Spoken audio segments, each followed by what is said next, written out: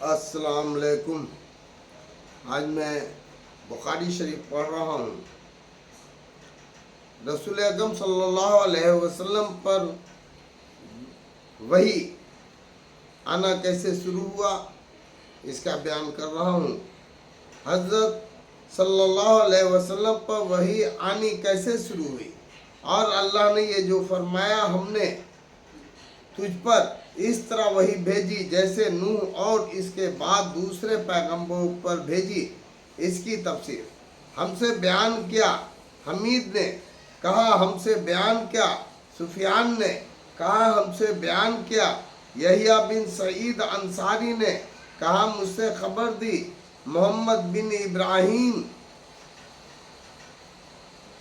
تیمی نے، انہوں نے سنا علقمہ بن وقاص لیشی سے، وہ کہتے ہیں میں نے حضرت عمر بن خطاب رضی اللہ عنہ سے منبر پر سنا، فرماتے تھے جتنے کام ہیں وہ نیت ہی سے ٹھیک ہوتے ہیں اور ہر آدمی کو وہی ملے گا جو نیت کرے.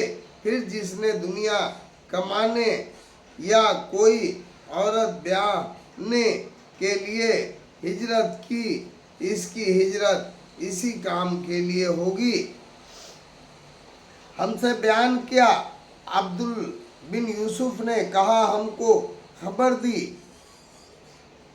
امام ملک نے، انہوں نے ہشام بن عروہ سے، انہوں نے اپنے باپ سے، انہوں نے امام المومنین حضرت عائشہ رضی اللہ عنہ تعالیٰ اور صدیق رضی اللہ عنہ تعالیٰ سے، اللہ ان سے راضی ہو.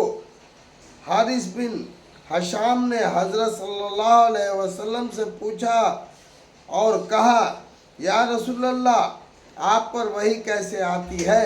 حضرت صلی اللہ علیہ وسلم نے فرمایا کبھی تو ایسے آتی ہے جیسے گھنٹے کی جھنکار، اور یہ وحی مجھ پر بہت سخت گزرتی ہے. پھر جب فرشتے کا کہا مجھ کو یاد ہو جاتا ہے تو یہ موقوف ہو جاتی ہے، اور کبھی فرشتے مرد کی صورت میں میرے پاس آتا ہے، مجھ سے بات کرتا ہے، میں اس کا کہا یاد کر لیتا ہوں. حضرت عائشہ رضی اللہ عنہ تعالیٰ نے کہا کہ حضرت صلی اللہ علیہ وسلم کو دیکھا کڑکڑاتے جاڑے کے دن آپ پر وحی اترتی، پھر موقوف ہو جاتی اور آپ کی پیشانی سے پسینہ پھوٹنے لگتا. ہم سے بیان کیا یحییٰ بن بقیر نے ہم کو خبر دی، لیث نے، انہوں نے عقیل سے، انہوں نے ابن شہاب سے، انہوں نے عروہ بن زہیر سے، انہوں نے ام المومنین حضرت عائشہ صدیق رضی اللہ تعالیٰ سے، انہوں نے کہا پہلے جو وحی حضرت صلی اللہ علیہ وسلم پر شروع ہوئی وہ اچھا خواب تھا. سوتے ہیں جو آپ خواب دیکھتے وہ صبح کی روشنی کی طرح نمودار ہوتا.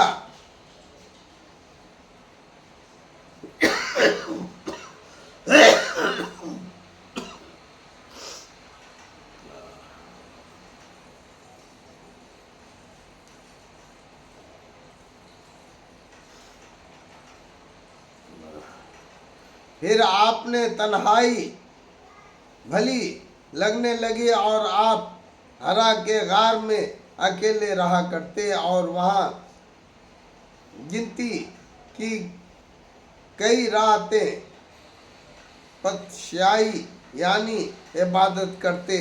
جب تک گھر میں آنے کا شوق پیدا ہوتا وہ اس کام کے لیے تو شاہ لے جاتے، پھر تو حضرت خدیجہ کے پاس لوٹ کر آتے، اتنا ہی توشہ اور لے جاتے، یہاں تک کہ آپ غار حرا میں تھے کہ آپ پر وحی آن پہنچی.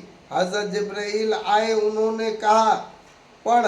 آپ نے فرمایا میں نے کہا میں पढ़ा लिखा आदमी नहीं। आप फरमाते हैं, फिर जबरील ने मुझको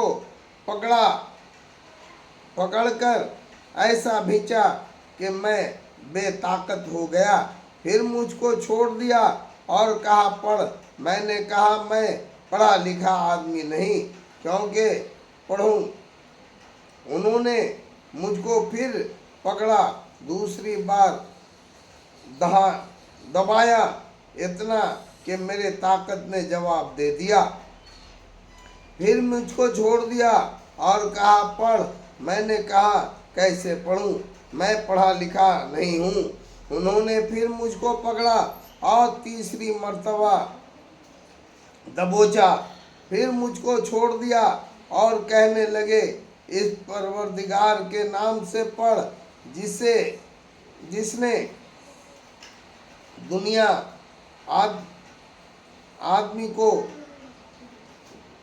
फटकी से बनाया, फिर और तेरे ऊपर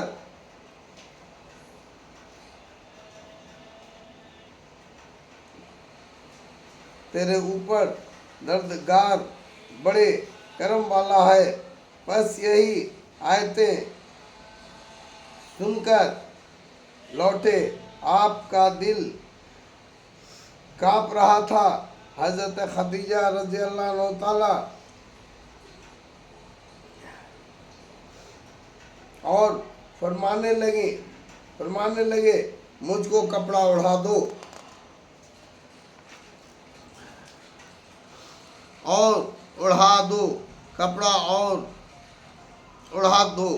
लोगों ने आपको कपड़ा ओढ़ा दिया। जब आपका डर जाता रहा तो आपने खदीजा से ये किस्सा बयान करके फरमाया, मुझे अपने जान का डर है। खदीजा ने कहा, हरगिज नहीं, कसम खुदा कि अल्लाह तुमको कभी रुस्वा नहीं करेगा।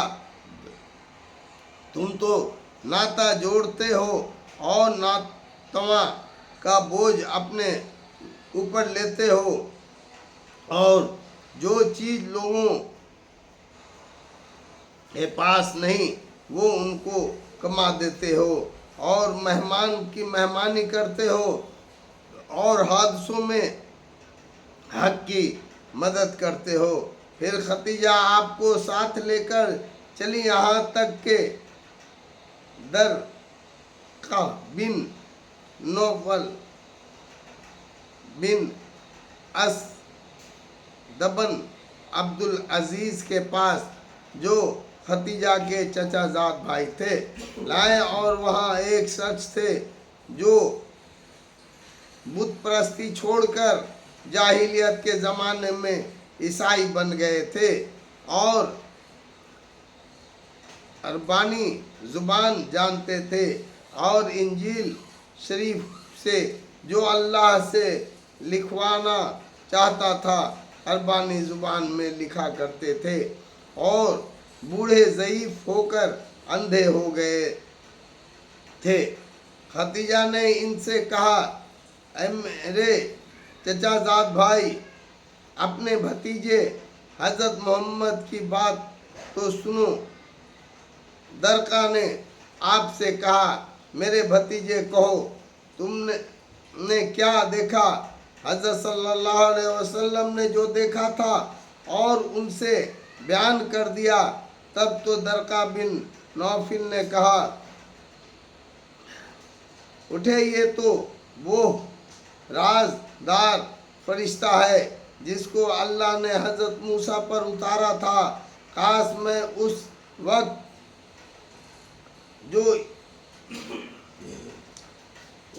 तेरी पैगंबर के ज़माने में जो इन होता।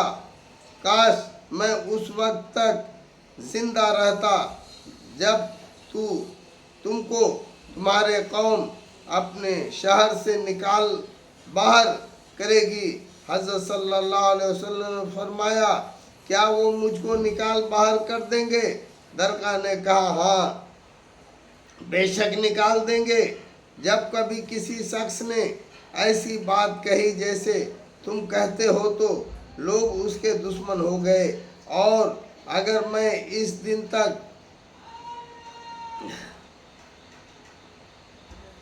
جیتا رہا تو تمہاری پوری مدد کروں گا۔ پھر بہت زمانہ نہیں گزرا تھا کہ درقا مر گئے اور وہی آنا بند ہو گیا۔ ابن شہاب نے کہا، جو اس حدیث کے راوی ہیں، مجھ سے ابو سلمہ بن عبد الرحمن نے جابر بن عبد الانصار نے سن کر بیان کیا، وہ وہی بند رہنے کا تذکرہ کرتے تھے۔ انہوں نے حضرت صلی اللہ علیہ وسلم سے یوں نقل کیا، آپ نے فرمایا، میں ایک بار راستے میں جا رہا تھا، اتنے میں نے آسمان سے ایک آواز سنی۔ آنکھ اٹھا کر اوپر دیکھا تو کیا دیکھتا ہوں کہ وہی فرشتہ جو غار حرا میں میرے پاس آیا تھا، آسمان زمین کے بیچ میں ایک کرسی پر بیٹھا ہے۔ میں یہ دیکھ کر ڈر گیا، اپنے گھر لوٹا۔ میں نے گھر والوں سے کہا، مجھ کو کپڑا اڑا دو۔ تب اللہ تعالیٰ نے یہ آیتیں اتاری، اے کپڑا اوڑھنے والے، اٹھ، لوگوں کو ڈرا اس آیت تک اور پلید چھوڑ دے۔ پھر تو وہی گرم ہو گئی اور برابر آنے لگی۔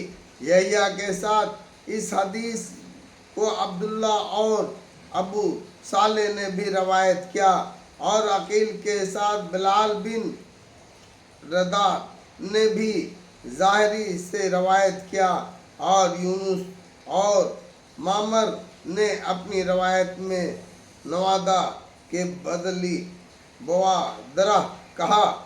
اللہ اکبر۔